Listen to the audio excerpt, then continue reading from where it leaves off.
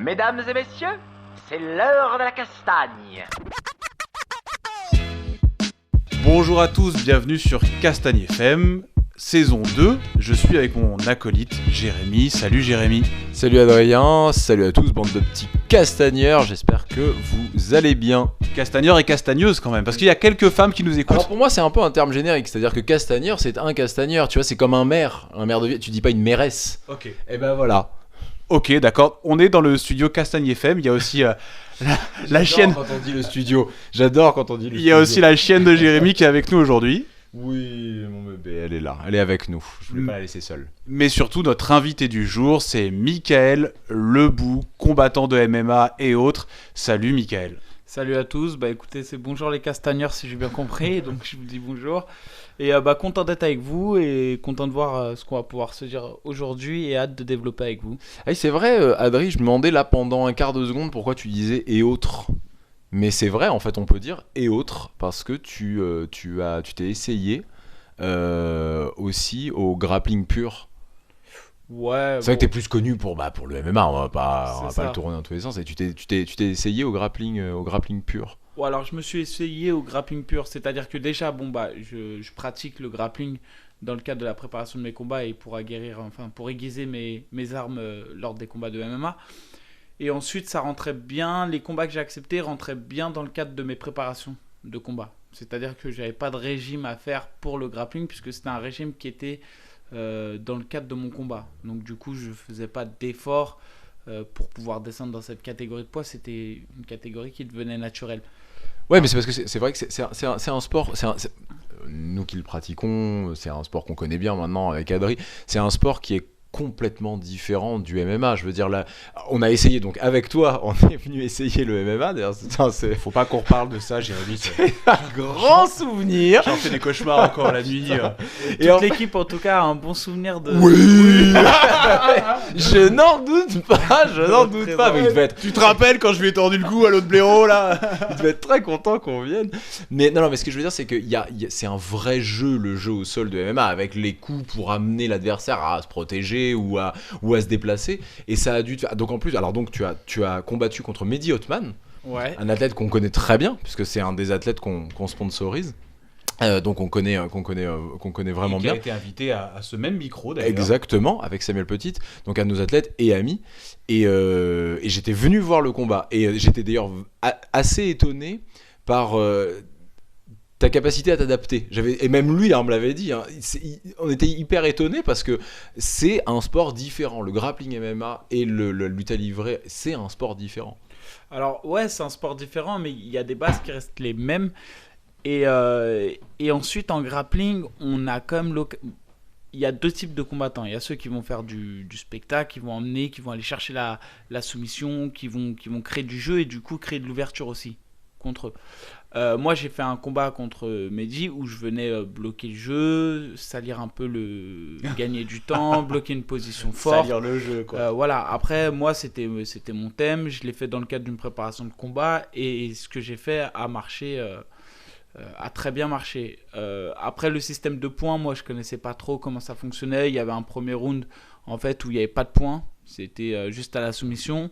Et il y avait un deuxième round en fait où on comptait les points. Voilà, il y a une sorte de renversement. Bon, donc j'en garde un bon souvenir, mais voilà, c'est pas une discipline qui m'attire parce que je n'y vois pas de finalité dans le grappling d'aujourd'hui, parce que j'ai l'impression que les grappleurs d'aujourd'hui, très peu combattent comme des grappleurs qui vont chercher la soumission, etc. etc.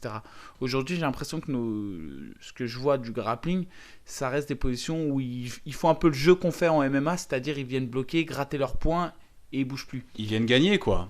Ils viennent gagner. Ils Oui, jouent avec moi les j'entends ce que dit Michael, et c'est Kron Gracie qui explique ça.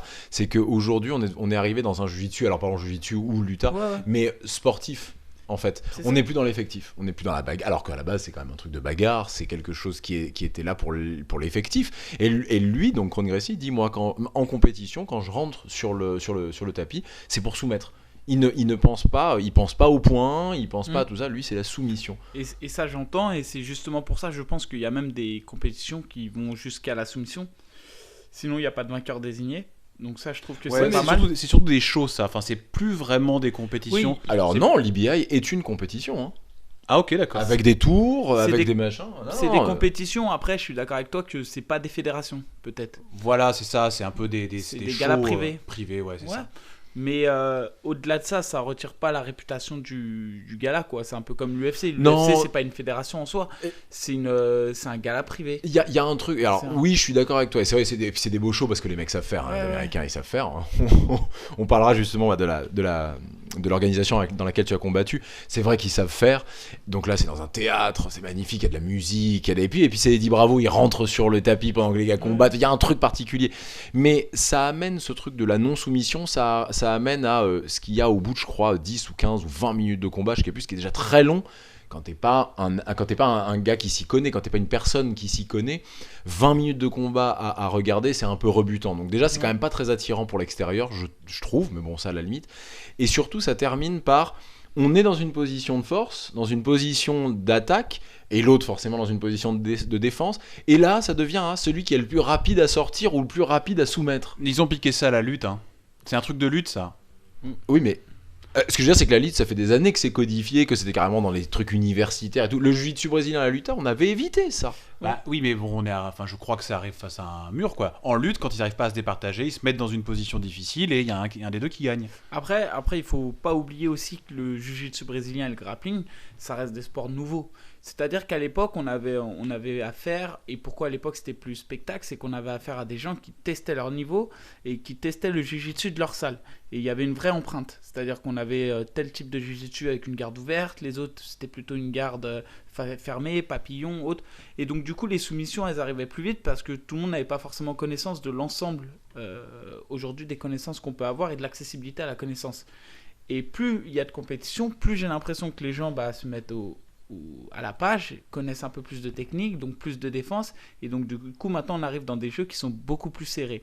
C'est de la même manière dans les compétitions, aujourd'hui elles sont beaucoup plus structurées, et comme on le dit, on a toujours envie de gagner une compétition, c'est ce qui fait vivre le combattant, c'est ce qui fait vivre la performance sportive, et donc du coup on arrive dès qu'il y a de l'enjeu, et c'est normal, on a envie de gagner, et Ouais, donc du coup on s'appuie sur les règles. C'est vrai, mais il y a peut-être aussi le truc en fait, aujourd'hui, on en parle à chaque fois, mais toutes les vidéos, tous les trucs comme ça, et le fait qu'on puisse voyager et il y a des stages maintenant, et puis on peut prendre des cours pendant 6 mois chez les Mendes, on peut prendre des abonnements de quelques mois chez, tu nous en parleras, d'où tu t'entraînes chez Hobby Fight, parce qu'on a juste envie d'apprendre quelques techniques de Michael Lebou, et c'est vrai, ça il n'y avait pas avant. Il y avait un côté hyper fermé, chaque maison avait chaque famille avait sa technique et tout ça, et c'est vrai qu'aujourd'hui c'est beaucoup plus ouvert. Oui. Ouais, et puis surtout, en plus, le grappling et le JJB, c'est quand même. La connaissance est arrivée avec la naissance du MMA. C'est ça qui a mis au jour le JJB, parce que l'essence même du MMA, c'était de faire découvrir quel était le sport le plus ultime. Donc, on a découvert que le JJB, qui était un sport pas très connu, était redoutable d'efficacité. Donc, on a eu des boxeurs qui se sont mis au JJB, donc qui ont réussi à défendre un peu de JJB. Et à partir de là, ils faisaient la différence en boxe. Donc, les mecs du JJB se sont dit, le JJB ça suffit pas, on va devenir fort en boxe. Et puis c'est de là que sont nées les transitions entre un boxeur, un lutteur et JJB. Et à chaque fois on a l'impression qu'il y a une discipline en ce moment, on dit là en ce moment c'est les strikers. Et donc du coup tout le monde retravaille son striking différemment, etc. Et puis là on voit que c'est les lutteurs qui reprennent. Et le MMA en fait c'est un sport qui se construit tout le temps. Et on a des techniques qui arrivent tous les jours. Et alors, quelle est la mode en ce moment ? Tiens, c'est intéressant ce que tu racontes. J'ai l'impression qu'aujourd'hui on a quand même passé justement ces grandes étapes où on peut dire que le type striking marche ou le type lutteur marche. Aujourd'hui on arrive vraiment à avoir un sport qui est le MMA et qui devient de plus en plus complet, mais on a par exemple un pied-point tout nouveau. Je trouve que le pied-point, moi, il se révolutionne. Quand je vois Conor McGregor, c'est un pied-point qui pour moi n'a jamais existé auparavant dans n'importe quelle discipline. Il a une garde de karatéka, mais c'est pas du tout dans le mouvement de ses bras et la manière de se déplacer. Il vient d'où d'ailleurs McGregor Je ne peux pas te dire. Pour moi c'était un boxeur à la base. Pour ça tu vois quand tu dis ça. Je pense qu'il a une anglaise redoutable, donc pour moi il n'y a pas de doute. En plus un Irlandais, donc je pense qu'il a vraiment fait ses armes sur la base de l'anglaise. Mais quand je vois ses déplacements et ses appuis, j'ai l'impression qu'il a une garde un peu de karatéka de profil, donc il a quand même adapté il a créé quelque chose pour moi, il a créé un style nouveau. Et il y a beaucoup de combattants qui sont différents et qui brillent par exemple ces styles, la façon d'adapter en fait leurs compétences. Et tu viens d'où toi à la base? C'est quoi ton premier style? Wow. On est connecté, Adrien. J'allais poser maintenant cette question. Tu me copies encore. Un peu. J'avais l'idée avant. Tu t'inspires des meilleurs de toute façon. Et toi, tu viens d'où, Adrien? Tu viens d'où, toi, Adrien? Alors moi, pour la petite histoire, j'ai pas vraiment de sport de prédilection. Parce que moi je viens du handball et du rugby. Gros sport violent, le handball. C'est-à-dire que Ouais, là, voilà, mais- mix martial art, quoi. Tu rigoles, mais en hand, enfin, il y a Non, du ça contact envoie quand quand même. même. Ça envoie le hand. Hein. Ouais, ça envoie. Tu t'en rends pas compte. Ah, hein. ça- Mais attendez, les gars, on parle de. Alors, on est sur un podcast sérieux, les mecs. Je veux dire, l'autre, il Non. voulait faire du volley. Samuel Petit voulait faire du volley. Là, aujourd'hui, on parle de hand. Enfin, écoutez, Non, mais entre le volet. Tu et faisais le de la handball- grimpe, toi, s'il te plaît. Tu vas arrêter de te la raconter un peu de Ah, mais moi, je suis pas combattant MMA, moi. Ah non, mais déjà, comment dire, il y a vraiment beaucoup d'impact au handball. Mais Il oui, y a vraiment il se rend pas une compte. partie défensive qui est importante. Attends, mais Il se rend pas compte. Eh oh, je suis juste à côté, hein. Doucement. Hein. Mais attends, le truc, c'est que, enfin, en hand, il y a un truc fort, c'est le gardien. Le gardien, pour moi, c'est non mais sérieusement, t'as déjà vu? Parlons un petit peu hand, là. C'est parti. Attends, non mais t'es sérieux? Tu vois quand les mecs ils chargent à toute blinde, qui font décoller leurs mains de 2 mètres derrière eux et qu'ils envoient de toute force sur le gardien qui est à 2 mètres. Alors, le but, c'est de pas l'envoyer sur le gardien. Hein. Donc, le mec choisit. Hein. Il a choisi d'être là, hein, quelque part, et de se jeter sur la balle. Hein. C'est Bah, pas mon problème. Hein. Moi je comprends pas pourquoi. Mais le gardien c'est ouf. La force de la balle, mon pote. Mais sérieusement, il y a dû avoir des mecs qui ont été assommés par ça. T'as vu des trucs? Ah, parce que alors voilà, Ah, puisque tu ouais. parles, vas-y, dis-nous maintenant. Alors après, T'as vu des j'ai pas non trucs? plus une expérience de haut niveau dans le handball, mais après ce que je sais, par exemple, quand un gardien est un peu trop fort sur le terrain et qu'il y a un penalty, il y a des joueurs qui déstabilisent en mettant la balle dans la tête. Quoi. Mais bien ça sûr. peut arriver, mais c'est souvent sur des penalties, pas sur une action de jeu. C'est-à-dire qu'en penalty, quand le gardien on le sent un peu trop, Un peu chaud. un peu vigoureux, chaud, il fait le malin. Il y en a certains qui peuvent user de ce genre de recours, quoi. Enfin, pour déstabiliser un peu le gardien. Jérémy a la bouche grande ouverte. Ah, alors le hand, pourquoi pas? C'est d'un coup, tu sais, Après, changement si on me total. demande de transposer le handball oui, au évidemment, MMA, bien sûr, je vous évidemment. dirais qu'il n'y a rien. Et évidemment, il n'y a rien du tout, quoi. T'as commencé où le hand? À Vitry, je suis resté à Vitry. J'ai vraiment fait à peu près 4-5 ans là-bas. Puis après, je suis parti au rugby. Et après, l'hiver a duré 2 mois. Il faisait bien trop froid. Bien trop T'aurais dû froid. retourner au hand en fait, Et hein, après, puisqu'apparemment c'est si génial. Mais au moins, on avait chaud. Et du coup, après, je me suis dit, bon, un sport individuel. Et je suis arrivé dans une salle de MMA à la FFA à Vitry-sur-Seine à l'époque. Et j'étais jeune. J'avais à peu près 8 ans de moins, 8 ou 9 ans de moins. Donc, je devais avoir 21-22 ans. Et puis, j'ai commencé comme ça. T'étais pas. Alors, c'est jeune, hein, mais t'étais pas si jeune que ça, Ah parce non, qu'on va ouais. parler de ton parcours. C'est que quelque part, t'avais fait aucun sport de contact avant. Non, pas vraiment. Ouais, on s'entraînait comme ça entre nous, au quartier, dans des salles de quartier, tout ça. Mais non, pas de sport structuré par un prof, enfin par une structure, avec un planning, etc. Et t'as presque, donc t'as quoi? T'as 31 ans, 30 ans? 31 là, depuis le 16 août. Waouh. C'est tout récent. Et donc en 10 ans, mais t'as bien fait une trentaine de combats au moins pro, au moins.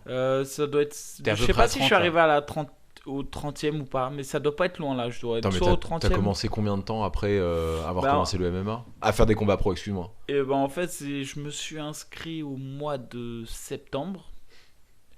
Et au mois de mai, je combattais Loïc Marty à l'époque.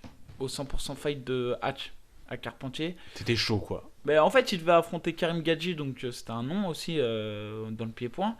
Karim Gadji, je crois, il s'était blessé ou je sais plus. Et on m'a appelé en fait le mardi pour le vendredi. Moi, j'avais fait des Mais compétitions. on t'a appelé, enfin, t'étais qui? Comment il t'avait vu? Non, en fait, j'avais fait des Bah, je te compétitions. manque pas de respect, Ouais, hein, mais non, que mais ce soit clair. j'avais fait des compétitions à Fresnes. J'avais gagné les Îles-de-France Pancras. Après, j'avais fait une compétition à Montrouge où j'avais gagné le grappling et le pancras. Et il y avait Hatch ce jour-là. Et j'avais dit à Hatch que je voulais combattre pour les contenders. Et en fait, les contenders à l'époque, c'était pour les rookies, quoi. Pour ceux qui voulaient un peu rentrer dans le grand bain et voir si ça pouvait donner quelque chose. Et puis, bah, il s'est souvenu de moi à 77 kilos. Il m'a appelé le mardi pour le vendredi. J'ai accepté. Et mais moi je connaissais même pas les Sherdog, les palmarès, tout ça à l'époque je connaissais même pas parce que voilà. Et Loïc Marty c'était quand Parce que même. t'avais 21 ans. Ouais, puis même pas, j'étais en dehors de tout ça, je me voyais pas faire de la compète. En fait, ça m'intéressait pas plus que ça. Moi ce que je voulais c'était voilà, aller sur le ring, Ouais, te tester quoi. me tester, Ouais. ouais voilà. Puis après donc bah, il s'est avéré que ça a été une super expérience. J'ai gagné en plus au bout d'une minute 30 ou 2 minutes par soumission face à un mec qui avait une vingtaine de combats pro déjà. Donc, Chance un peu. je sais pas si c'est de la chance, mais en tout cas. Non, peut-être, c'est pas une question piège. hein, non, tu non, peux non, nous dire, ah non, les gars, je savais non, y a exactement pas eu où de j'allais. chance. Il y a pas eu de chance dans le combat, même quand je le revisionne, il n'y a vraiment pas eu de chance. Il n'y a pas eu de place à la chance dans ce combat. Après, est-ce que je l'aurais accepté si j'avais eu toutes ces données en main? Je sais pas. Comme quoi, C'est des souvent fois, ça les histoires. hein. C'est marrant. peut-être un peu d'insouciance, mais en tout cas, je l'ai pris. Et après, non, il y a pas eu. Franchement, en toute sincérité, il n'y a pas eu de chance dans ce combat. Il y a, j'ai maîtrisé Tu le méritais de combat. gagner. Ouais, je méritais. Et il n'y a pas eu un seul moment où j'ai été mis en difficulté. Oui, en Donc, 1 minute 30, il y a peu de chance déjà. non, d'être bien même ça a été une domination nette, précise dès le début. Ouais, il n'y a pas eu de. Et ça a été un genre de révélation. Enfin, Même pas, non, non. tu t'es dit, allez, je retourne à ma vie normale. Ouais, non, Ouais, non. il est retourné faire du hand après direct. Ah, il avait la balle, il a été jouer avec la balle quoi. Non, je m'entraînais quand même, hein, je m'entraînais beaucoup. Et du coup, après, j'ai continué à m'entraîner. J'ai combattu donc à Sarrebourg en pancrace. Et puis après, au mois de décembre, il y a eu les fameux contenders. Et donc aussi que j'ai remporté. Où à l'époque, on faisait 3 combats dans la soirée. Mais en pancrace, hein. En pancrace, Ce qui ouais. fait une différence quand même. Ouais, c'est une petite différence parce qu'il n'y a pas les frappes au sol, il y a moins de temps mort. En MMA, il y a moins de temps mort qu'en pancrace. C'est-à-dire que le danger est omniprésent en MMA. En pancrace, dès lors qu'on a un peu de grappling, si on est au sol, Tu peux bloquer quoi. on peut bloquer un peu, ouais. Donc c'est assez différent. Et donc du coup, bah voilà comment s'est déroulé un peu le début de, entre guillemets, la carrière, quoi. Donc toi, en fait, tu es un 100% MMA. T'es pas un mec du sol, t'es pas un mec pied-point à la base. T'as commencé les sports de combat par le MMA. C'est ça, exactement. Après, j'ai eu des facilités dans les débuts, beaucoup de facilités au sol. Et un petit Parce que peu c'est en un lutte. vrai truc. Je sais plus la dernière fois où on était, je t'entendais parler, je sais plus où j'ai vu ça. Peut-être que c'était une story, peut-être sur Instagram ou quoi. Et tu parlais justement de ta découverte un peu du sol quand tu étais à la MMA Factory et que tu avais une vraie attirance pour le sol. Ouais, Quand je alors, dis découverte du jiu-jitsu brésilien, excuse-moi. c'est ça, voilà. Parce que moi, j'ai toujours été plutôt bon et je ressens bien les choses au sol. Je ressens le danger et je réagis plutôt bien au danger en général. Et c'est quelque chose qui m'a toujours attiré, en fait, le sol. Je considère ça un peu comme un jeu d'échecs. Et à chaque fois, j'ai l'impression que c'est des petits détails qui nous font vachement progresser à un certain niveau. Et c'est vraiment du petit détail qui vont faire que le jeu va complètement changer et qu'on va pouvoir reprendre un petit coup d'avance à chaque fois. Et moi, j'ai eu vachement de mal avec le JJB parce que j'arrive pas à transposer directement, en fait, sur le MMA. J'ai fait plusieurs tests. Parce que quand tu dis jiu-jitsu brésilien, JJB, quand tu dis, c'est avec kimono. Avec kimono, Voilà, c'est ça. exactement. Ouais, C'est la parce que tu différence pourrais du l'avoir fait grappling sans kimono. ou de la lutte à livrer, moi, que j'ai toujours pratiqué, en fait. Et donc, du coup, j'avais vachement de mal avec le kimono. Et donc, je suis parti. Il y avait la MK Team. Donc, D'Olivier Michaleshko. voilà. Et là, effectivement, il m'a redonné ce goût au kimono. Et il m'a montré des choses que. En fait, on n'a pas forcément le même ressenti si on n'a pas le kimono. Et en fait, quand on arrive à bloquer une position en kimono et qu'on arrive à en sortir, bah, on se rend vite compte que la forme de corps elle est plus ou moins identique en grappling et que du coup c'est transposable. Après, c'est un travail sur soi parce qu'on arrive, moi j'ai acquis un certain niveau en grappling et quand je pars en kimono, bah effectivement mon niveau, On va revenir Ça tourner avec moindrit. toi, on va te mettre un kimono et... voilà. Et Ouais, enfin, doucement quand même, hein, je l'ai vu tourner. J'en profite pour le chauffer maintenant parce que bon... Tranquille. mais du coup voilà, c'était un effort à faire, je pense, sur moi-même d'accepter et c'est De repartir à zéro, Ouais, hein. c'est toujours un peu dur de se mettre dans une zone où on sort un peu de sa zone de confort et on repart entre guillemets à zéro, quoi. Et mais là ça m'a fait du bien et j'avais apprécié et du coup bon bah après les choses ont évolué et j'ai pas pu continuer le kim, mais je continue à faire du grapple. Ah, t'as arrêté le kimono? Le kimono, du coup j'ai arrêté, ouais. Maintenant je continue un peu au NR Fight. Pourquoi du coup t'as arrêté? Bah j'ai quitté le MMA Factory. Ah d'accord, pour des problèmes, d'accord, pour Ouais, des raisons, ouais, pour des c'est raisons pas- techniques. D'accord, je c'est pensais que ça, c'est parce que ouais. tu avais Non, plus non, de temps, non, plus de machin. et, Ok, du d'accord. coup je me voyais pas faire du kimono en fait dans une autre une autre team parce voilà. que j'avais. Parce qu'une fois que t'as goûté à Olivier comme prof, Ouais, c'est tu ça. t'en remets pas, tu Ouais. peux plus aller ailleurs. Non, mais c'est vrai qu'Olivier, pour moi, ça reste une référence. Et pédagogiquement, j'ai vu, quoi. Et j'ai testé avant. Donc, T'es quelqu'un qui prend des cours, toi? alors qu'il prend des cours, c'est-à-dire. Je sais pas, c'est un peu l'impression que j'ai en t'entendant comme ça et tout parler. J'ai pas l'impression que tu aies été à un moment ou à un autre, alors sauf en kimono, Ouais. mais en MMA par exemple, bah voilà les gars, allez hop, salut, on se met tous comme ça, que t'aies été guidé, un truc comme ça. Je pense que j'ai plus la vision de toi et en t'ayant vu quand on a été tourné aussi.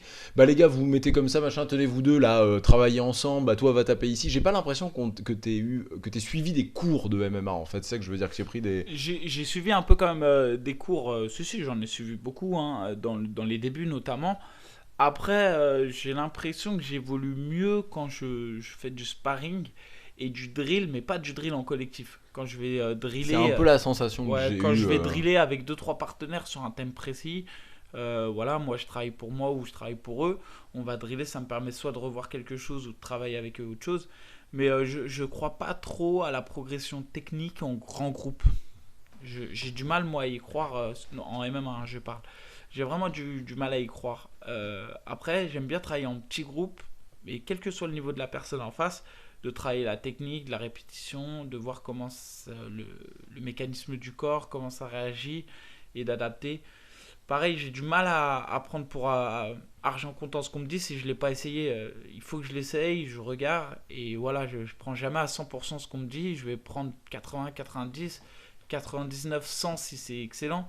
Mais je vais toujours essayer de voir, moi, mon ressenti, quoi. Si je ne l'ai pas essayé ou... Ouais, voilà, il y a des choses T'es que... pas pour la théorie, quoi. Faut C'est le ça, tester, quoi. ouais. La théorie pure, moi, j'ai un peu de mal avec ça. Après, j'aime bien mettre en pratique. Et dans les sparring, moi, je trouve que c'est toujours là où on voit après où on en est. On voit si ça passe pas. Mais dans le drill, dans le perfectionnement technique ou dans l'apprentissage, j'aime bien driller avec 1, 2, 3 personnes. Mais pas beaucoup plus. Les grandes classes, les grands cours pour tous... Mais il y a quand même je comprends voilà comment je le vois moi, un petit peu. Donc nous venant du jiu-jitsu brésilien avec Adrien, quand on est venu, donc moi c'était la première fois. Enfin j'avais essayé une fois il y a très longtemps, mais pas vraiment. C'était pas vraiment une classe quoi. Donc quand on a essayé avec toi, chez toi, à un moment tu m'as dit mais non mais tiens mets-toi avec lui. Parce que j'étais avec Adri quelque part, parce que je savais que je le connaissais, quelqu'un en qui j'ai confiance. Mais non, mais. Et tu m'as dit, tiens, mets-toi avec. T'avais pas peur, surtout, ouais. Non, mais c'est ça. Mais oui, ça fait partie du truc. Et tu m'as mis avec un mec qui devait au moins me prendre une tête. Et je suis pas tout petit, mais large, tellement large. Je me suis dit, mais il va me massacrer. Et c'est vrai qu'il y a cette espèce de truc de confiance aussi dans le MMA. Et je pense que si tu as pas 100%. En jiu-jitsu brésilien, tu peux toujours défendre, bloquer, on en parlait tout à l'heure au sol. En MMA, si tu fais pas 100% confiance à ton partenaire d'entraînement, c'est un peu problématique. Tu peux pas progresser. C'est exactement ça. Après, vous étiez arrivé dans un cours aussi compétiteur. On était dans Voilà, un dis-le. cours sparring. Attends, excuse-moi, on est arrivé dans un cours. Dans un cours compétiteur, un cours sparring. On a été bon quand même. Voilà, vous Attends, êtes on a un excellent, film, ouais. et maintenant, le film. Excellent. Et du coup, dans le. On va faire un nouveau jingle. J'ai Avec ça. été humilié, putain. Mais après, c'était important de préciser que dès lors qu'on arrive dans un cours compétiteur, normalement, il y a un minimum d'expérience chez les combattants. Ah ouais, on a bien Mais vu. du coup, Tu nous as invités là juste pour nous humilier, non, en mais vrai. ils étaient parfaitement au courant du niveau en MMA. Je parle que vous aviez. Je pense que sans leur dire, ils ont vite réalisé. Et du coup, Je pense. je pouvais avoir pleinement confiance sur la façon, entre guillemets, la bienveillance qu'ils auraient pu avoir à votre égard quand ils tournaient avec vous. Et c'est pour ça qu'on se permet ce genre de choses. Jamais enfin, dans un cours compétiteur, si je sens que le mec est un peu débile en face, je vais pas vous le Mais mettre. donc un mec lambda qui débarque, c'est pour vraiment comprendre le fonctionnement. Un mec lambda qui débarque, tu vas pas lui dire ah bah tiens on démarre un cours qui est le cours compétiteur dans une demi-heure, change-toi et viens. Ouais, non, c'est impossible. Ouais, donc de ça toute rejoint manière, bien. on refuse, entre guillemets, malheureusement, et c'est nécessaire pour l'intégrité physique de la personne et des personnes présentes au cours compétiteur, d'avoir un certain niveau. C'est-à-dire que si la personne n'a pas le niveau requis, on ne l'accepte pas. Tout simplement parce que d'une part, il ne nous fera pas progresser, voire il va nous faire perdre du temps, à nous compétiteurs qui cherchons quand même du sparring et une opposition de qualité. Et lui, il ne va pas progresser non plus, voire il va engendrer une frustration. Donc du coup, personne n'est gagnant. Ni lui, ni nous, risque de Et blessure. puis il peut blesser un Ouais, compétiteur et qui lui-même, lui il fera peut se attention. blesser, Ouais, carrément. s'il carrément. refuse la chute, qui est quand même un apprentissage. Par exemple, savoir chuter, pour moi, c'est en général les plus grosses blessures, elles arrivent là. C'est des gens qui refusent de chuter, donc du coup qui bloquent. Quand il y a des saisies sur une single, ils vont bloquer Un le genou, exactement. voilà. ouais, c'est Et ça, c'est les pires blessures. Et donc du coup, pour éviter ce genre de choses, voilà. Pourquoi tu rigoles? Non, pour rien. Non, mais parce que c'est vrai. Non, mais parce que c'est vrai. Moi, c'est Non, vraiment, mais c'est vraiment ce que j'avais ressenti. Je me suis dit, putain, je m'étais dit, tiens, grossièreté qui ressort. Je me suis dit, heureusement qu'on a ces petites bases-là. Heureusement. Ouais. Parce qu'en plus, vous faites pas de distinction de poids, vous faites pas Non, de. mais C'est un ça, peu la teuf, hein, quand même, C'est- chez vous. c'est hein. ça. Ben non, mais il n'y a pas de. En fait, on pourrait faire la distinction de poids. Après, c'est tout le temps, il y a le petit discours d'entrée et en fin comment dire, d'entraînement. Le discours d'entrée, c'est si on a des bobos, on le dit. Si ça tape un peu fort, que la personne en face, elle le sent pas, on le dit, on surenchérit pas. Voilà quoi. Après, c'est sûr que si ça rentre dans un non-dit, je surenchéris, bah, c'est forcément le plus gros, le plus puissant qui va gagner, mais c'est justement pas le but. Et jusqu'à maintenant, on n'a pas eu ce problème quoi. Et il n'y a pas de honte, hein. Des fois on tourne avec des lourds qui eux se rendent pas compte, on la frappe lourde, on leur dit ouais doucement. Il y a Ah, que tu des le petits dis, lourds. toi? Moi ça peut arriver, c'est vrai que moi je suis pas des plus intelligents des fois en sparring, hein. Mais C'est-à-dire? bah moi des fois si on tape un peu trop fort, je vais essayer d'appuyer aussi. Mais je suis pas le plus intelligent, attention, je le redis. Ouais, mais ça, c'est ton Mais, passé dans le balleur aussi. Je veux non. dire rien. Ouais, je veux dire. Mais du coup, non, j'essaye quand même de le dire. Surtout que là, par exemple, avec Tar et Veda, on commence et Kevin Fall, on est ceux qui ont le plus d'expérience au sein de cette team. Et du coup, bah, on essaie quand même d'être plus ou moins des modèles quand même pour l'ensemble du groupe et pour l'ensemble des compétiteurs qui arrivent. Ça a été, enfin, pour moi, ça avait vraiment été une expérience quand même très très particulière, cette histoire des MMA, parce que t'as l'impression de savoir quelque chose. Je parle de sol, hein. Et en fait, tout est remis en question. Tout. Alors, ça va peut-être faire hurler, ça va peut-être te faire hurler, Mickaël, mais moi j'ai trouvé ça hyper fun.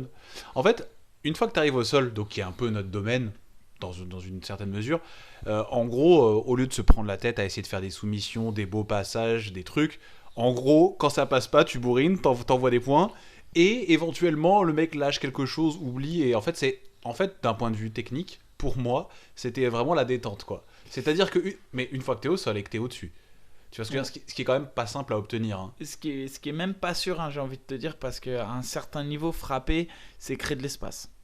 Quoi qu'il Oui, arrive. pour toi aussi, c'est ça que tu veux dire. Non, Pour en le fait, frappeur quelle aussi. que soit la position, quand tu frappes, tu crées un espace. Tu crées un espace, c'est sûr. Alors oui, ça va créer une réaction chez ton partenaire, mais c'est pas tout le temps la bonne. Enfin, c'est pas tout le temps celle que toi, t'as anticipée. Et lui aussi peut anticiper sur tes frappes. Donc oui, frapper, ça débloque les situations. Oui, frapper, ça donne un ascendant pour celui qui a la position forte. Ça, c'est sûr. Un ascendant supplémentaire pour moi au grappling sur lequel il est plus facile de bloquer. Mais attention, en fait, c'est juste que j'aime bien préciser ça, que la personne sur le dos ou en position un peu plus faible est pas sans armes, parce que il a beaucoup d'armes pour contrer tout ça. Et je dis ça parce que dans le MMA, c'est ce qui fait un peu réagir tout le monde et hérisser les poils de ceux qui se dirigent un peu contre le MMA. On frappe pas un homme à terre, tout ça. Et si j'écoute là, mot pour mot ce que tu voudrais dire, en gros, ça leur donnerait plus ou moins, entre guillemets, raison. Sauf que c'est totalement faux, parce que quand on frappe une personne au sol, il a les armes pour nous contrer, et lui aussi peut mettre des frappes. C'est-à-dire que moi, quand je suis sur le dos, je peux te mettre des petites frappes surtout que pour si te on se faire place réagir. du point de vue du jiu-jitsu brésilien, normalement, c'est la personne qui est dos au sol qui a l'ascendant, normalement. Dans la garde, à condition qu'il Oui, soit bien dans sûr, la oui. garde. Ouais, ou même, enfin, oui, pas forcément que dans la garde. Mais en fait, il est armé en tout cas Exactement. pour contrer. Et c'est ça qui est important de préciser. Après, moi personnellement, les frappes, ça peut vite être un handicap si on n'a pas des bonnes bases au sol. C'est-à-dire qu'une personne qui va s'emballer sur les frappes va créer de l'espace, et si elle n'a pas les bases solides au sol pour tout de suite réagir en fonction du mouvement de son partenaire en dessous, bah, il peut vite se faire retourner au final. Alors que si on était en pancrace, je suis sûr qu'il y a des situations où des combattants, par exemple, qui n'auraient pas perdu de combat. Je sais pas si vous voyez ce que je veux dire. Il y a des combattants qui en MMA vont faire une exagération sur les frappes, vont se faire retourner et du coup vont perdre le combat. Alors qu'en grappling, ils n'auraient pas mis les frappes, ils auraient bloqué, ils auraient peut-être gagné le combat. Bien sûr. Donc, Ouais, enfin, ce que je voulais dire juste avant, c'est d'un point de vue technique. Tu vois, d'un point de vue technique, nous en jiu-jitsu, on se prend Oui, en toujours tant la que tête. non-compétiteur, Voilà, en on tant se que prend machin, toujours- en on se tant prend que- toujours la tête à essayer de passer des gardes, faire des trucs. En MMA, bon, tu peux mettre des frappes, ça débloque, et au moins il se passe quelque chose. C'est Et ça, quelque part, on se prend un peu moins la tête. Mais c'était vraiment à notre faible niveau, en combattant face à des professionnels qui étaient gentils, tu vois. Mais c'était cool, c'était fun, quoi. non, vraiment, mais voilà, c'est ça. Après, il y a un côté qui est quand même plus fun en MMA, c'est qu'il y a quand même moins de temps mort. Ouais. C'est-à-dire qu'en JJB ou en grappling, malgré la beauté du sport, il y a quand même des temps où, à part les initiés qui peuvent comprendre que ça joue sur un crochet, un demi-crochet, il y en a, ils vont pas comprendre ce qui se passe. Ils vont voir deux hommes se faire un câlin et rien d'autre. Ouais, c'est des temps de réflexion, c'est un sport C'est un peu ça. plus intello, c'est tout. Je veux dire, C'est ça. Non, mais c'est pas du hand, quoi, hein, je veux dire. C'est il y a une un- partie d'échecs avec un rythme qui est moins important qu'en MMA. En MMA, c'est une partie d'échecs aussi, sauf que les coups vont beaucoup plus vite. C'est comme si on vous laisse 5 secondes pour jouer à chaque fois. Alors qu'en grappling ou en JJB, on va vous donner 20 secondes. Et c'est exactement ça qui se passe en MMA. Et c'est pour ça que les situations vont beaucoup plus vite et que tout peut basculer d'une seconde à l'autre en MMA. C'est parce que il y a tellement de choses et qu'on est obligé d'aller vite, réagir vite et vite. Voilà, pour moi, c'est la grosse diff entre les deux, quoi. Les frappes, Mais ce c'est qui exactement apporte ce que la tu dis, grosse c'est diff. qu'il faut réagir. C'est un sport un peu stressant, quoi. Enfin, je sais pas comment tu l'as vécu toi, Adri, mais alors j'ai jamais eu cette peur d'être en dessous. Je te demande pas toi comment tu le vis parce qu'apparemment t'adores ça, hein, je veux dire, Mickaël, mais c'est ce moment où on est en dessous et tout ça, en jiu-jitsu brésilien, en luta ou en lutte, en essayant. J'ai jamais eu ce stress d'être en dessous et tout. Quand on est venu essayer le MMA, on sent que c'est autre chose, hein, parce que je veux dire, on voit arriver le truc, je veux dire. Et en plus, il y a ce truc-là que j'avais jamais réalisé. C'est à un moment, j'avais la tête au sol, mais qu'on peut se permettre d'avoir en jiu-jitsu brésilien. Qu'on faut pas se permettre d'avoir en MMA. Je veux dire que j'ai pris une praline, bam, ça a tapé des deux côtés. J'étais complètement sonné. Et ça, c'est un truc, j'y avais pas pensé du tout. C'est un sport. Enfin, vouloir en faire son métier, c'est quand même un sport particulier, quand même. Ah, ouais, Parce là, qu'il y a je un peux risque. pas aller à- non, T'es marié ou pas? Non, pas marié. T'es pas marié. Enfin, Tout t'es avec comme- quelqu'un. ouais, Voilà, c'est t'es tout avec comme- quelqu'un. Comment elle vit, elle, ça? Elle va voir tes combats. Non, jamais. Elle Ni est ma jamais mère, venue te voir. personne, non. Mais ils ont peur Personne pour ton dans mon intégrité entourage. physique. Non, ils s'en Non, foutent, c'est tout. ils ont pas, personne a peur, mais Ils prennent pas plaisir à te voir combattre. non, ouais, pas. C'est pas qu'ils prennent. C'est pas des grands sportifs, c'est pas des amoureux. Je suis pas né dans une famille de boxeurs, je suis pas né dans une famille de. Non, mais Enfin, d'accord, mais nous, ta on n'a pas- femme. Non, Tes parents, mais- allez, ouais, ok. Mais toute la famille, non, personne. Personne. T'as mis tout seul, combat. J'ai pas de On supporters. va venir à ton prochain combat, allez. Non, mais je mes amis tout, mais. J'ai pas besoin de je vous. suis je suis super bien entouré, j'ai pas de souci avec ça. Mais je pense qu'en fait, c'est que, comme tu dis, ils ont un regard un peu extérieur, ils voient comme la violence, tout ça, et je pense que. Mais ils ont conscience quand même, parce que donc t'as combattu à l'UFC, on en a pas. Mais bon, t'as quand même combattu, t'as Ouais, fait quand même mais- 3 combats à l'UFC. mais pour eux, c'est interdit en France. Je combat toujours à l'étranger. Je suis pas sûr qu'ils aient réalisé que. Non, sincèrement, je suis pas sûr qu'ils aient super. Enfin, au bout de réalisé- 30 combats quand même. Non, mais. Mais c'est complètement Eux, ils voient- dingue. Ta Non, femme, mais- t'en parles avec elle quand même. Ouais, mais bien sûr, non, mais elle est au courant, elle dans l'air. Elle est au courant. Les parents qui savent même Non, pas. mais si, elle est. Mais tu vois, dans ma famille, ça se trouve, il y a des week-ends où j'ai combattu, ils étaient même pas au courant, tu vois. Ils sont pas connectés sur les réseaux, ils sont. Voilà quoi, c'est pas. Ils sont pas forcément au courant. Non, mais y a Après, pas ça. non, mais je Enfin, tu cultive l'as- pas ça dans la famille non plus, quoi. C'est pas un truc à la famille, je viens pas avec ma ceinture à table. Je vais pas- On en je a viens vu. pas- On en a vu des comme Ouais, ça. il y a peu de personnes quand même qui font ça, mais c'est vrai qu'on Non, en mais connaît, hein. il y en a dans la famille, ils aiment bien, ouais, je suis le sportif. Là. Moi, pas du tout, franchement. Mais donc par exemple, alors c'est là un dimanche midi chez les Lebou. Salut Mika, tu vas bien le boulot, ça va machin. Après un combat où tu t'es fait rincer, vous allez pas forcément en parler. Parce que tu travailles à côté, hein, c'est on pour en ça. parle, mais voilà, j'évite toujours si le combat où je suis bien marqué, je vais éviter d'aller voir mes parents. Il y a des choses comme ça, je vais éviter quoi.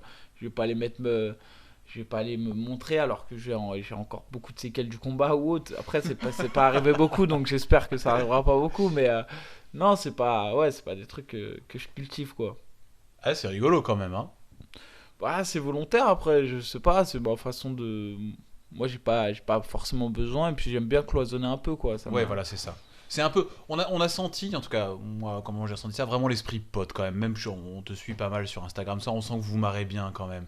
Entre vous c'est une espèce de vraie fratrie quoi. Ouais, ça c'est sûr que là, C'est un vrai moment de En fait je vois ça, enfin, j'ai l'impression, bon, c'est très sérieux l'entraînement et tout, mais j'ai l'impression quand même c'est un moment de détente aussi, que vous rigolez beaucoup. bah nous on se retrouve donc on est toujours content de se voir et comme tu dis bon il y a les temps forts c'est les temps de sparring tout ça mais si déjà le sport est difficile il nécessite je sais pas moi beaucoup de sacrifices au quotidien pour chacun ils sont un peu différents c'est le temps qu'on passe à l'entraînement c'est du temps qu'on passe pas à faire autre chose.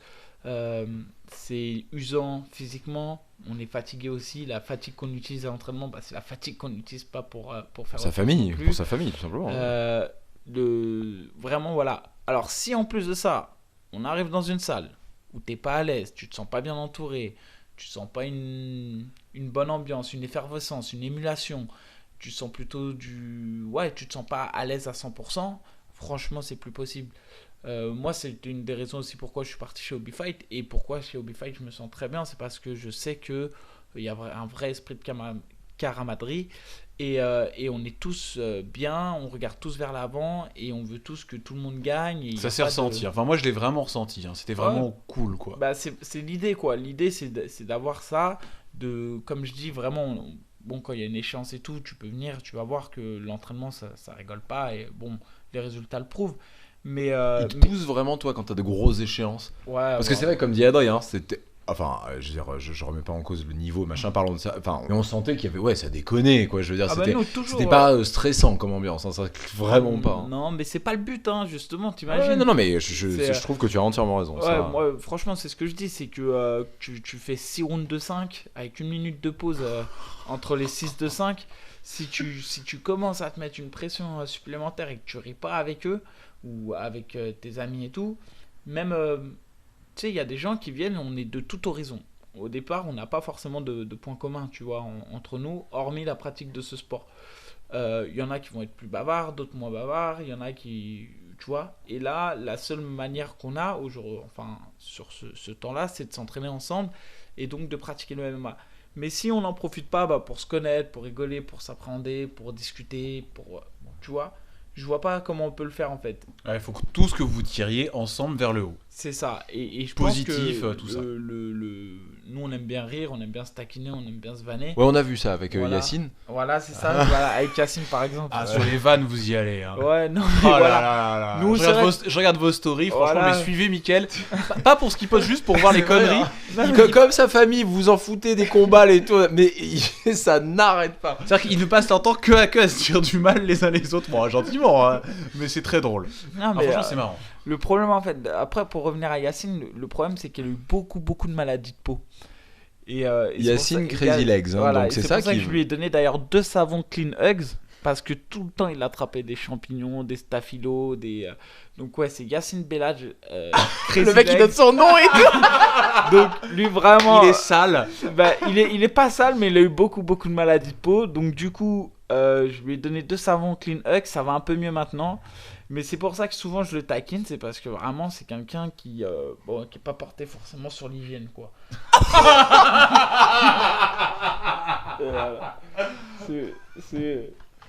Voilà, Jérémy, rigole pas. Hein. On l'a vu, il nous défonce. Jérémy, tu peux pas rire. Tu peux pas rire. Maintenant, le mec, il est exposé. C'est-à-dire qu'il va être obligé. Il est obligé. Maintenant qu'on a parlé de lui sur Castagne Ah là FM, là. c'est déjà une célébrité là, ça y est. On est... Bah, surtout qu'il va le devenir parce que c'est quelqu'un qui traite de envoie, plaisanterie, qui envoie Ouais. et qui est très très prometteur dans la catégorie des 70 kilos et qui part là pour bientôt une 5e échéance. Bon, il va aller au cage, hein, c'est communiquera.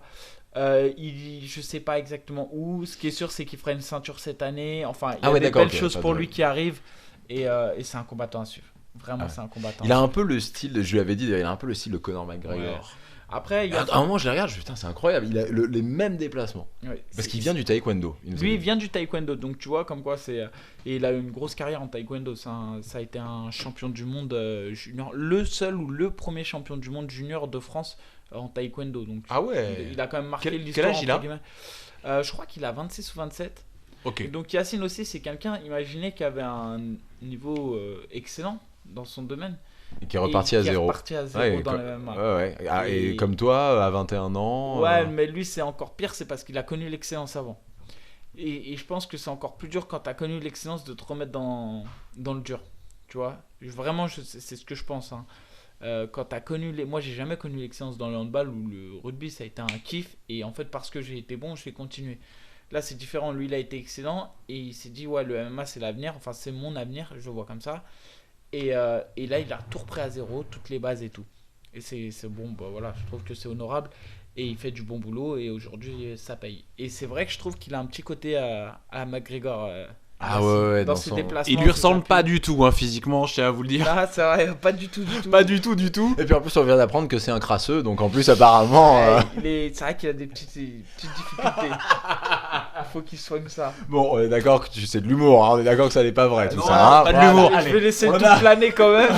Je vais laisser le doute planer. Après, il va nous changer. Les stories que vous vous envoyez à chaque fois, c'est assez drôle. C'est vrai, je suis assez d'accord. Alors tu veux nous parler un peu d'Obi Fight en 2 mots? Bon, on en a déjà pas mal parlé, mais c'est assez récent, il me semble. Enfin, c'est une salle qui est à Vitry chez toi. Tu veux nous en parler en 2 mots? Ouais, bah avec plaisir, évidemment. Déjà, c'est la rentrée, donc venez vous inscrire si vous êtes du coin. Non, plus sérieusement, c'est une salle assez. T'as raison hein, quand tu dis si vous êtes du coin. Hein. Ouais, Parce qu'il faut mais alors, être à côté. Alors, hein. il faut. Alors, attends, je veux mettre un petit point à tout ça. C'est-à-dire que Jérémy, la banlieue, il ne maîtrise pas. Je tiens à vous dire, Jérémy, pour lui, Vitry, c'est l'autre bout du monde. Genre, c'est genre, waouh, où est-ce qu'on est, quoi. Donc, Jérémy, je te le dis, Vitry, la salle où on était, c'était à 2-3 km de Paris. Hein. Ah, mais c'est pas tellement ça le truc, c'est que quand on est sorti du métro, bah, on a marché combien de temps? On a marché 10 minutes. Allez, 15. Ça m'a paru une Oui, éternité. je sais, parce que c'est la banlieue. Ça s'appelle la banlieue parisienne, des tas de gens y habitent, et ce sont des gens bien, qu'on aime. Ils ont pas choisi, d'accord? ou pas. Ou pas. Ah ouais, toi t'es en banlieue? Moi, T'es je suis t'es resté, de moi, je suis Vitry, t'es natif resté- de Vitry, j'ai grandi à Vitry. Et je suis resté à Vitry par choix, mais c'est une ville que j'adore et qui a pas de mystère puis t'as pour tous moi. tes potes. J'ai tous mes potes, quand voilà, moi je croise des gens, ça me fait plaisir. Comment ils ont vu d'ailleurs cette évolution après, excuse-moi, après on reviendra sur Obi Fight, mais comment ils ont vécu parce que c'est un vrai truc l'UFC en France déjà, comme tu dis, le fait que ce soit interdit et tout. Comment eux ils ont vécu quand t'es arrivé le lendemain de ton premier combat et puis que bah t'as été avec tes potes dans les rues de Vitry comme d'habitude? Ouais, comme d'hab, hein, ça a pas changé grand chose. Après, on a rigolé, on a rigolé, tout ça. Bon, j'avais pas gagné, donc ils m'ont Ça a charrié chambré un peu. Ouais, ils m'ont charrié un peu. Mais à chaque fois qu'il y a une défaite ou autre, moi je me fais charrier. Même quand je gagne, je me fais charrier. Alors, soit sur mon anglais, soit sur un truc. Mais non, c'était plutôt, franchement, bonne. À chaque fois, ils sont super bienveillants. Il n'y a pas de méchanceté en fait dans. Oui, non, bien Dans sûr, ce qu'on dit. j'imagine. Mais non, Ouais, c'est non, de il la n'y a chambrade pas non pure et plus. dure. Voilà, c'est une ville où le culte il se portera plus sur des footballeurs s'il y a un footballeur ou autre, tu vois. Et c'est la C'est culture- incroyable c'est ton la truc. culture- Donc toi combattant UFC, bon. Si, non, mais ils sont hyper fiers et tout. Mais après, c'est pas comme si j'ai pris la ceinture de l'UFC non plus, quoi.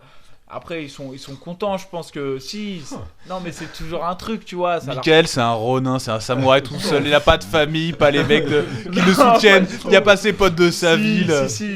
non, heureusement, je suis bien soutenu et tout. À chaque fois qu'on se voit, c'est bon délire et tout. Mais je suis pas sûr que ça modifie quoi que ce soit. Tu sais, il y a un truc. Tu bosses toi, Michael, à côté. Ouais, je Tu bosse. fais quoi? Moi, je suis ingénieur travaux. En fait, je suis maître d'œuvre à la RATP. Je suis ingénieur travaux, entre guillemets. D'accord. Eh ben, je pense que ça doit régir un petit peu là tout ce que tu nous dis depuis tout à l'heure qui nous fait mourir de rire. Moi demain, qui ne fais rien de ma vie. Moi, Jérémy, demain, qui ne fait rien de ma vie. Je suis combattant UFC, mais tu vas me voir faire des allers-retours dans la rue, le hurler, mettre des t-shirts, des trucs. Je combats à Mais l'UFC. bien sûr, je combats à l'UFC, road to UFC. Non mais j'arrête, mais c'est évident. Mais toi, Non, en fait, mais- toi, t'as une vie à côté, t'as une femme qui s'en fout à moitié, tes parents s'en tamponnent. Mais non, mais ça, en fait, tu fais ça et tu l'aurais pas fait, ce serait presque pareil. T'en es fier, on le sent. Ouais, bien mais là, sûr, de ce que ouais, je suis j'entends, super tu fier. me dis, bon, non, mais en fait, moi, je suis avec l'aurais mes pas potes, fait, on c'est rigole. pareil parce que je l'ai. Alors, ça, c'est facile à dire parce que je l'ai fait. Je pourrais le dire. C'est un vrai En truc fausse en mo- France, Non, vous mais avez- on en- les compte en sur les faux- doigts Non, d'une mais main. en fausse modestie, je peux dire, ouais, bah, si j'avais pas été, c'était pareil et tout, c'est faux. Ça, tu peux le dire que si tu as été. Parce qu'une fois que tu as été, c'est comme. Moi, j'ai vécu quelque chose d'extraordinaire. J'ai peut-être pris, je sais pas, j'ai pris de la maturité. C'est un travail sur soi aussi. Hein. L'UFC, combattre devant une arène de l'UFC, il y a la presse. Enfin, c'est différent. Comment ça a été ta première fois là, parce qu'il y a ce truc là où vous entrez, là, cette espèce de tunnel et tout. Alors, Comment la toute première fois, pour te dire la vérité, moi j'étais en carte préliminaire donc face à Sergio Mores. Donc je savais que c'était un gros nom du JJB. Hein, on parlait beaucoup du JJB. Il a été 3 fois champion du monde. Il a fait finaliste du TUF à 84 kilos. Il avait soumis Nate Magny, qui est hyper fort à l'UFC, qui est dans le top 15 des 77. Il l'a soumis premier round. Donc je savais que c'était vraiment pas un cadeau. J'étais en Pologne. Le côté positif, c'était que j'avais combattu en Pologne et que j'avais fait des belles performances et que mon combat il venait être élu combat de l'année 2016, je crois. Donc c'est une belle chose quand tu connais que en Pologne il y a les KSW tout ça et que tu as fait le combat de l'année en Pologne. Ça a de la bien. gueule, ouais. Donc du coup ça m'avait mis en, je dirais, En lumière. Et puis même moi j'avais des bonnes ondes là-bas quoi. Le public il était pas forcément avec lui, tu vois, il était Tu peux avoir un petit air polonais aussi. ouais, ça peut hein, on Non, peut, c'est vrai, mais, c'est vrai, hein. mais c'est pas le cas. C'est pas le cas. Et du coup, donc, bref, j'appréhendais bien le combat et tout. J'étais pas trop stressé. Arrivé dans les vestiaires non plus. J'ai fait mon échauffement un peu comme d'habitude, tout ça. Et après, j'ai eu des petites questions, mais rien de bien méchant. Et en fait, ça arrivait très vite. C'est parce que pour la petite histoire, vu qu'ils avaient pris du retard sur les combats et que la main carte elle commence à une heure bien précise, en fait, ils ont enchaîné les combats. Ils ont même pas mis nos musiques d'entrée. Ils sont venus nous appeler et genre en mode gala de catégorie C, sans musique, sans rien. Ils sont venus me prendre dans le couloir, ils m'ont ramené dans la cage, ils l'ont pris, ils l'ont ramené dans la cage, quoi. Il n'y a pas eu de show, il n'y a pas eu de. Il y a pas eu de. Genre, combattez maintenant, allez hop. Ouais, c'est ça. Si ça peut finir Alors vite, c'est que mieux. même les combats qui étaient en fight pass et tout, tu vois, ils avaient leur musique et tout, parce que genre ils étaient dans le temps, tu vois.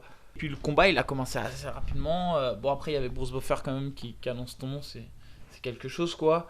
Mais après, tu sais, quand la porte se claque, Ça à fait part plus rien. à part la voix du coach, tout le reste autour, t'entends plus rien, quoi. Ah ouais. Donc t'as pas eu ce truc là où vous êtes rentré, c'était ce côté arène en fait, hein, Gérard, où t'as tout le monde. Non, j'ai pas eu le temps d'apprécier. T'as pas eu le temps d'apprécier, J'avais hein. pas encore la lucidité, peut-être pour. Voilà, je sais que maintenant, quand je rentre, j'ai quand même plus d'expérience et plus de. Alors, est-ce que c'est l'UFC qui m'a permis de mieux gérer ça ou est-ce que c'est l'expérience tout simplement qui a fait que je gère mieux maintenant? Mais en tout cas, là maintenant, je me sens beaucoup plus serein dans toutes les phases du combat, quoi. C'est dommage un peu d'avoir fait ton expérience à l'UFC, t'aurais pas préféré faire ailleurs et puis finalement. Alors en fait, je pense que j'ai jamais été aussi fort maintenant. J'ai jamais été aussi fort que maintenant dans mon niveau. Donc oui, si genre à un moment donné, j'étais sûr de pouvoir signer aujourd'hui, oui, j'aurais préféré signer aujourd'hui, tu vois. Mais non, je regrette pas parce que ça a été aussi peut-être ça qui m'a permis d'être aussi fort aujourd'hui. Tu vois, à chaque fois, il faut contextualiser quand même, quoi. Les choses, ça n'arrive jamais seul. Et le niveau que j'ai acquis aujourd'hui, c'est parce qu'à un moment donné, j'ai pu faire ça. Ah oui, non, mais ça j'ai bien compris. Mais Mais c'est oui, vrai que je me si. dis, est-ce qu'il n'y a pas un Non, côté mais un peu, il y a merde, un j'aurais côté dû, regret. j'aurais dû être un peu plus patient peut-être. Même au niveau des résultats, quoi. J'ai enchaîné les combats, c'était une mauvaise chose. J'ai fait presque 3 combats à l'UFC en 5 ou 6 mois. Je prends Moraes, j'avais pas trop le choix, c'était la condition d'entrée en short notice. Je suis prévenu à 10 jours du combat, je le prends à 77 kilos. Je perds sur une split decision, c'est quand même bien. C'est bien. C'est pas joué à grand chose, quoi. C'est vraiment pas joué à grand chose. Derrière, je fais mon tout premier combat de toute ma carrière à 70 kilos. J'avais jamais combattu à 70, donc un peu, le régime m'avait un peu. Mais tu le gagnes celui-là. Je le gagne, mais voilà, Tu descends à 70. ça reste mon tout premier combat à 70, etc. C'est là que je me rends compte du haut niveau et des sacrifices aussi de ce que doit être une hygiène de vie au quotidien, la préparation physique, etc. Ouais, parce que tu bossais à ce moment-là. Et je bossais En même temps. Ouais, mais là, il n'y a pas le choix. C'est parce que l'UFC aussi, c'est quelque chose. Mais derrière, moi, j'ai des crédits. J'ai une vie comme tout le monde. J'ai des crédits, j'ai des engagements. Moi, l'UFC, tu roules pas. Oui, ils J'ai t'ont pas pas le salaire fait à Conor c'est pas McGregor 200 non 000 plus, euros. quoi. Ouais, voilà, c'est ça. Donc, C'est combien un combat l'UFC? en fait, c'est 10 000 le contrat de base que j'avais signé, en fait, où tout combattant de base, entre guillemets, pas bankable ou autre, c'est 10 plus 10, 12 plus 12, 14 plus 14 et 16 plus 16, un truc comme ça. Et après, tu renégocies.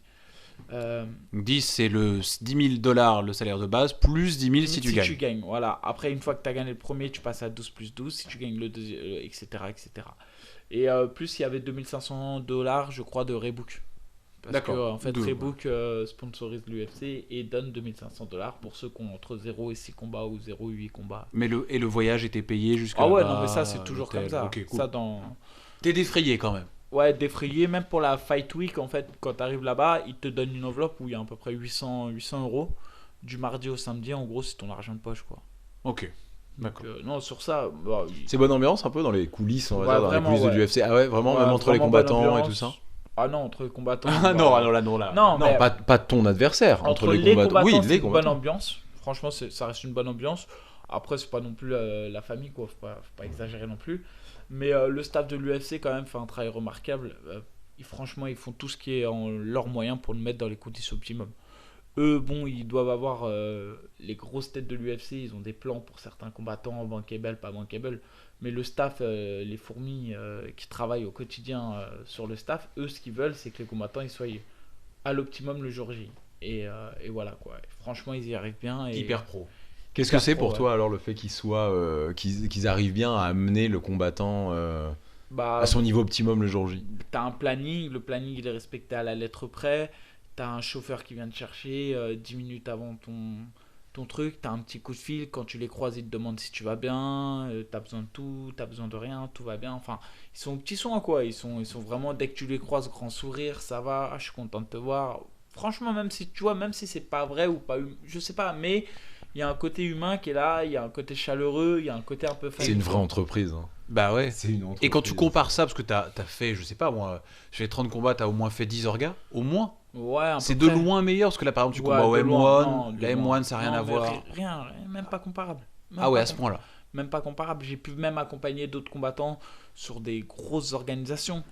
Donc j'ai vu d'autres grosses organisations, c'est pas comparable. Et par rapport au Japon, je sais pas si t'as fait des combats au Japon ou si Non, t'as suivi des j'ai gens au pas fait. Japon. Non. Parce que c'est ça qu'on entendait en fait, c'est que le Japon, les Japonais étaient très très forts pour ça. L'Asie hein, de manière générale, puisqu'on nous parlait aussi de la Chine, et on nous parlait de l'organisation le One. One FC. Ouais, il Mm. paraît que c'est Bah, c'est très une très grosse beau. Hein. Et ça, organisation, c'est philippin ou indonésien, je crois. Malaisien peut-être. Malaisien, Ouais. malaisien. Mais alors je sais pas. Moi j'y ai pas combattu. Je sais que dans ceux que je connais, il y a Arnaud Lepont, je crois, qui a combattu là-bas, et Sylvain Potard. C'est les deux seuls. Il a combattu au One, Sylvain Potard. Ouais, 2 fois, je crois. Ah ouais, il a combattu là-bas. Parce que ça, c'est. Enfin voilà, nous on avait un peu entendu parler de celle-là et on disait que voilà, c'est une organisation qui avait les moyens et qui était apparemment, même par rapport au niveau, il paraît que c'était largement le niveau de l'UFC, voire. Ah, c'est un truc qu'on nous a beaucoup dit, que moi j'ai découvert vraiment, c'était qu'en fait c'était pas forcément à l'UFC que tu faisais le plus d'argent, qu'en fait l'UFC coûtait cher pour y rester, et que en fait bah, tu pouvais aller dans des organisations coréennes, asiatiques, sur lesquelles en fait tu ferais plein de thunes, personne en France entendrait parler de toi. mais que toi tu vivrais bien. Alors, je dis oui et non. Aujourd'hui, le meilleur exemple, c'est quand même Mansour Barnaoui, en finale d'un tournoi à $1 million. Donc, l'UFC t'offrira jamais ça, 1 million comme ça, c'était pas ultra bankable. Donc, j'ai envie de te dire oui. Après, les portes d'entrée, je les connais pas, et j'en connais pas non plus beaucoup, et des masses qui combattent là-bas. Donc, ça Ouais. doit être quand même un réseau ou un circuit qui est plutôt fermé. Est-ce que c'est pas un circuit pour les locaux aussi? Est-ce que les étrangers vraiment. Parce qu'on nous disait non, hein. Bah, Il y a Mansour, Fabio et puis il y a Fabio Pinca qui va aller combattre au One. One et tout FC, ça. ouais, ouais, mais mais alors, Fabio attention. c'est déjà un nom, hein. Ouais, c'est ça. C'est que eux, ils arrivent avec un gros nom, très très gros nom en pied-point. Et du coup, bon, bah, c'est ce qui fait qu'ils sont directement, entre guillemets, bankable pour le MMA. C'est comme un peu Doomsey. Doomsey, il a attendu en MMA. Pourquoi? Parce que il a quand même eu la ceinture du Glory. Donc ouais, ils vont pas rentrer au même titre qu'un mec qui arrive à 0-0-0 en MMA, quoi. Tu peux pas comparer. Et aujourd'hui, le fait donc que tu l'as dit tout à l'heure, tu dis j'ai jamais été aussi fort, j'ai jamais été aussi près, pas fort, on va plutôt dire, mais aussi près que maintenant et tout ça. Retourner à l'UFC, c'est des choses qui sont faisables, c'est des choses qui se font, c'est des choses. Faisable. Après, c'est difficile, faut rester. Moi, je reste plutôt. Je prends beaucoup de recul. Sur les performances que j'ai pu faire, oui, si je pense là, juste si j'avais eu un peu de justice sur les décisions qui ont été faites, notamment sur mon dernier combat par exemple, où on me retire la victoire, je perds sur décision partagée alors que le combat je le domine limite outrageusement. Après, tu peux y retourner, mais il faut quand même enchaîner de bonnes performances, tu vois. Et à chaque fois qu'on te met un rouge, il faut repartir sur minimum 5 verts. C'est à peu près la règle, il faut avoir 5 victoires consécutives, tu vois. Et donc du coup, bah, c'est un an et demi de travail. 5 combats, c'est un an et demi de travail. Donc à chaque fois qu'on te met un rouge, tu repars pour un an et demi. La deuxième chose, je pense que pour des combattants qui ont déjà eu leur chance, tu vois, dans les orgas, il est possible d'y retourner, tu vois, à l'UFC, mais il faudrait que ça soit légalisé en France. Je vois pas quel est leur intérêt de remiser sur moi, alors qu'il y a quand même d'autres talents en France sur lesquels ils n'ont pas misé, et eux, ils recherchent quand même toujours la même chose. Je le dis, je le répète, c'est le mec qui va être bankable. Ouais, c'est ça qui cherche Et des donc stars, quoi. du coup, dans un pays qui est pas sur lequel le MMA n'est pas légalisé, ils vont plutôt aller rechercher la nouveauté ou ce qu'ils n'ont pas encore testé. Alors toi qui est bien dedans, on peut en parler. On a eu, comment elle s'appelait notre ministre, qui vient des sports, sur laquelle on misait beaucoup, qui vient de donner sa dème. Mais c'était quoi? C'était hier ou avant-hier. Là on enregistre ce podcast, on est le 6 septembre. Tu sais quelque chose à ce niveau-là en termes de légalisation du MMA en France? Toi t'as des news, quelque chose? Sur la légalisation, pas du tout. Est-ce Je que sais ça qu'il y a avance, un député qui travaillait beaucoup sur le dossier, qui avait même fait une commission, qui a été missionnée pour travailler dessus, etc. Après, de ce que j'entends, il n'y a rien de nouveau. Hein. Moi, je ne suis pas dans les petits papiers de ce qui se passe dans les coulisses. Je sais que la fédération de judo, notamment le président, travaille beaucoup et martèle à l'encontre du MMA par peur de perdre de licence. C'est ce qui se dit. Ils ont peur qu'il y ait en fait à partir du moment où le MMA serait légalisé et qu'une fédération prendrait le jour, que du coup il y ait beaucoup de licenciés vers le MMA et que du coup des sports comme le judo, etc. en pâtissent parce qu'ils perdraient des licences. C'est marrant, je me suis toujours... parce que c'est pas la première fois qu'on entend donc c'est cette théorie-là qui est plus qu'une théorie, hein, qui est, je pense, sensiblement la vérité. Mais je vois pas pourquoi. En fait, moi, ce que je vois là-dedans, c'est que demain, si on ouvre ça comme ça, un club de judo aura tout intérêt à proposer des cours de MMA, en fait. Parce que tu as besoin du judo, tu as besoin du jiu-jitsu brésilien, comme tu peux avoir besoin d'un autre sport, mais c'est du mix martial art. Il n'y a rien qui empêchera un énorme club de judo de 400 licenciés, on en voit beaucoup des clubs comme ça, te proposer des horaires de MMA. Il n'y a rien qui l'empêchera, puisque ça fait partie aussi du jeu. C'est fou d'avoir cette peur de perdre des licenciés, alors qu'en fait, potentiellement, ça peut même être des licenciés potentiels. Non, mais je pense tout simplement qu'ils n'ont pas pris le virage à temps ou qu'ils le prennent un peu tard. Et qu'il ne suffit pas de proposer les cours, il faut s'entourer des personnes qui peuvent les proposer. Et du coup, il faut des bonnes personnes. C'est pas parce qu'on a fait du judo toute sa vie qu'on sera fort en MMA. Et du coup, s'ils n'ont pas pris le virage à temps, c'est comme tout le monde. Plutôt que d'essayer de reprendre le virage et de faire freiner. Ouais. C'est exactement ça. Non, mais Je trouve ça vraiment désolant. Hein. Pour une fois, tu vois la situation française en termes de MMA, moi je trouve ça vraiment d'une tristesse infinie. On est les derniers, quoi. Enfin, bon, c'est la loose. Non, mais les derniers. Là, je sais qu'en Thaïlande, ils freinaient aussi par rapport à la boxe thaï, mais de plus en plus, on voit d'événements en Thaïlande carrément qui sont organisés là-bas. Enfin, je crois qu'il y a la Norvège en France. Je crois que la Norvège. Je crois qu'il y a deux pays, c'est la France et. Je crois que c'est la Norvège, non? C'est un pays scandinave, mais. Ouais, je crois que c'est la Norvège. Je crois qu'en Norvège, t'as même pas le droit au sport de combat. Mais je crois que t'as même pas le droit à la boxe anglaise. Voilà ce que je disais. Ouais. Tu vois. Du coup, eux, ils sont dans une logique quand même.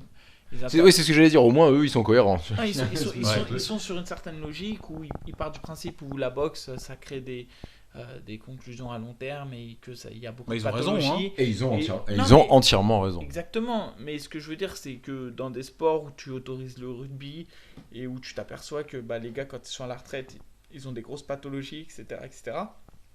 Ou en boxe anglaise, où on s'aperçoit qu'en anglaise, en fait, les boxeurs qui prennent 80% des frappes au visage, eux aussi ont de lourdes pathologies, parfois plus qu'en MMA. En MMA, on n'a pas encore assez de recul pour faire des études très sérieuses, mais on commence à en avoir. Il faut se poser les bonnes questions. C'est tout ce que je dis, c'est qu'on peut pas dire oui pour un sport, non pour l'autre, quoi. Ouais, non, mais c'est une affaire de copinage non plus, quoi. Derrière, il y a des athlètes qui s'entraînent, il y a des gens qui... Le vrai truc, c'est ça, c'est qu'en fait, il y a des gens qui sacrifient vraiment derrière. Et c'est ça, il faut pas quand même oublier... Sinon, il faut interdire l'entraînement. À ce moment-là, il n'y a même pas d'entraînement. Parce que là, finalement, là, vous vous entraînez, enfin, on n'est pas dans des caves. C'est ridicule. En vrai, c'est ridicule, parce que tout le monde va au... Tu traverses une frontière et tu vas faire tes combats, je veux dire, tout est pareil. Enfin... Non, mais c'est ça, c'est exactement ça, c'est qu'on va combattre, et le pire... c'est qu'on représente fièrement la France, parce que la France qu'on représente, c'est celle de nos amis, c'est là où on a grandi, c'est pas la politique qu'on représente. C'est pas les politiciens, c'est pas ceux qui sont au-dessus qui prennent les décisions. Nous, moi, je sais que quand je prends le drapeau de la France, c'est tous ceux qui me soutiennent, c'est tous ceux avec qui j'ai grandi, c'est ma France entre guillemets. Et du coup, on la représente cette France. Et c'est dommage que eux, entre guillemets, les dirigeants, les politiques, nous interdisent de pouvoir faire ce qu'on aime chez nous et mieux entouré, quoi. Voilà, on lance un appel. Non, voilà, si on a un ministre qui écoute Castagne. qui écoute, parce on sait qu'il y a des grands noms. Hein. Tu sais qu'on sait qu'il y a des grands dirigeants de C'est vrai. Jiu-Jitsu qui nous écoutent Exactement. et tout à l'international. On a entendu tout ça. Même des gens qui ne parlent pas français nous écoutent. Faut le savoir. Donc L'important, c'est qu'ils nous comprennent, en fait. Ouais, voilà, c'est ça. Et donc voilà, si vous êtes contre le MMA, venez nous parler sur Castagne FM. Franchement, on sera ravis d'écouter votre point de vue. On essaie d'avoir des points de vue divergents, mais en fait, on est tous d'accord. Bah après, c'est normal, on accueille des gens de cet univers-là et tout, ce serait quand même très étrange. Après, ouais, peut-être un judoka pur jus, voilà, vraiment un vieux de la vieille qui est dans... Mais même eux, en vrai, parce que j'en avais discuté une fois avec Pascal Fleury, qui est donc un jiu-jitsu brésilien, mais aussi un judoka Ceinture corail. corail belt et tout ça.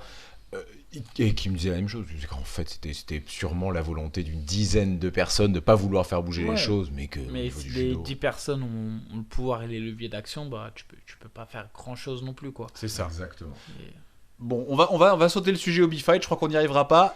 Non, Parce c'est qu'on est un vrai, peu c'est limité dommage, en temps c'est aujourd'hui, vrai, un c'est petit vrai. peu. Parle-nous, Michael, de ton combat au M1 qui arrive à la fin du mois. Ouais, donc le 28 septembre à Kazan. Donc c'est une ville que j'ai découverte pendant la Coupe du Monde. J'allais dire la même chose. Donc je combat. C'est grand la Russie. Hein, Voilà, vraiment. j'ai été combattre 2 fois en Russie à Saint-Pétersbourg, c'est une ville magnifique, je l'ai vu, j'ai eu la chance de la voir en hiver et en été. Et puis là-bas, je vais avoir la chance de découvrir Kazan au mois de septembre. Il y a aucun russe qui nous écoute, hein, t'inquiète pas, t'es pas obligé de dire la chance de découvrir Kazan, tu vas à Non, Kazan mais, quoi, je veux dire, il y a un Non, moment. mais c'est toujours plaisant d'aller à. Non, mais la Russie, sortir de Saint-Pétersbourg ou Moscou, c'est dur hein, quand même. Ah ouais, bah tu Ah vois, je vais voir. ouais, Bah, ouais, je c'est sais dur. pas, je connais pas. Mais Les villes, parce que les décors sont beaux, la nature est belle. Oui, c'est sûr, mais non, mais si tu veux parler à des gens, Ah, si tu la veux aller nature combattre, ah oui, libère, tu peux c'est- aller combattre dans la steppe et tout, c'est sûr, Ouais. venir te voir, hein, ça. Et donc du coup, bah ouais, le 28, je combats contre un combattant très expérimenté, enfin qui a beaucoup de combats à son actif. À peu près du même palmarès que le mien. Il s'appelle Macno. Il est bien enfin au M1, il est bien placé. Je crois qu'il a 7 victoires sur 9 combats au M1. Donc c'est pas mal. C'est un bon tremplin pour aller chercher la ceinture qui va être remis en jeu le même soir donc sur la même carte sur laquelle je combats. Donc ça, c'est super bon. Donc faut faire une belle performance et puis aller chercher ce qu'on veut. Et l'objectif, c'est justement la victoire et d'aller chercher cette ceinture. Et là, t'es chaud. T'es Je suis prêt. chaud. Oui, je me prépare. T'es Là, chaud, il me reste bouillant. encore 2-3 semaines pour monter bien en puissance. Mais là, je suis déjà bien. Ouais. Donc là, tu te prépares bien, donc, et je veux absolument que, parce que je t'ai coupé, Adrien, j'en suis désolé, donc tu te prépares bien chez Hobby Fight. C'est ça. Non, mais parce que je m'en veux de t'avoir coupé. Non, Chez mais- Hobby Fight, et c'est hyper important parce que c'est une salle qui te tient à cœur, puisque c'est en fait l'ancienne FFA Non. de Vitry. Non. Haute tension. Haute tension. Ouais, je suis parti. Alors, moi, je dis Hobby Fight et je mets pas de. En fait, pour moi, c'est pas haute tension parce que c'est vraiment Hobby Fight. Oui, parce que Maintenant, tu n'as jamais je- été à haute ouais, tension, J'ai c'est jamais ça. été à haute tension. Moi, j'étais vraiment FFA qui était entre guillemets le rival de haute tension. Ensuite, j'ai quitté donc la FFA pour aller au MMA Factory et j'ai ensuite quitté le MMA Factory donc pour aller à Hobby Fight et là on a les pleines commandes de la section MMA avec David et Tahar et on gère ça je trouve plutôt bien et moi en tout cas dans mon entraînement et dans ma qualité dans mon confort et coach. ma qualité d'entraînement et aussi dans ma manière de voir les choses pour les adhérents MMA, je m'y retrouve totalement. Et franchement, pour rien au monde là, je changerais de salle ou je ferais une marche arrière. On avait senti beaucoup de bienveillance de manière générale. Alors oui, on l'a dit tout à l'heure tu vois, avec les gens à qui on s'était entraîné, mais dans la salle même en soi, on avait été accueillis par des gens qui n'étaient pas du tout du MMA, hein, qui étaient un des patrons, un des directeurs. On avait été bien accueillis, on avait été. Enfin, il y a un vrai truc. C'est très familial. On sent que c'est voilà, très familial. Mais c'est un peu le début en fait, non? Ça fait 2 ans que Ah, ça ça fait existe. 2 ans et demi, C'est donc ça, ouais, c'est pas une salle qui est là depuis 10 ans, ça c'est sûr, c'est pas le Cagine quoi. Ouais. En réalité, il y en a très peu, hein, des salles comme ça. Justement, c'est une salle peu poussiéreuse, voilà, qui a c'est tout ça. à prouver. On Et- sent que c'est actif. Voilà, et puis- il y avait de ça. Et puis, il y a une part qui est intéressante. Enfin, à Hobby Fight, ce que j'aime bien, c'est que les adhérents, même s'ils font du crossfit, ils adhèrent au crossfit, c'est les premiers supporters. Et du coup, ça crée un vrai esprit de cohésion et tout le monde dit bonjour à tout le monde. Il y a, je sais pas, il doit y avoir 400, 500 licenciés en tout, mais tout le monde se dit bonjour, on se voit. En plus, c'est dans une zone un peu industrielle, donc dès que tu vois quelqu'un qui arrive avec son sac de sport vers là, tu sais qu'il va il va au B-Fight quoi. C'est ce qu'on Et- s'était dit en arrivant. Et du coup, mais non, il y a une vraie ambiance, c'est vraiment sympa. Cool. Hobby Fight à Vitry, hein, très très très loin de Paris selon Jérémy.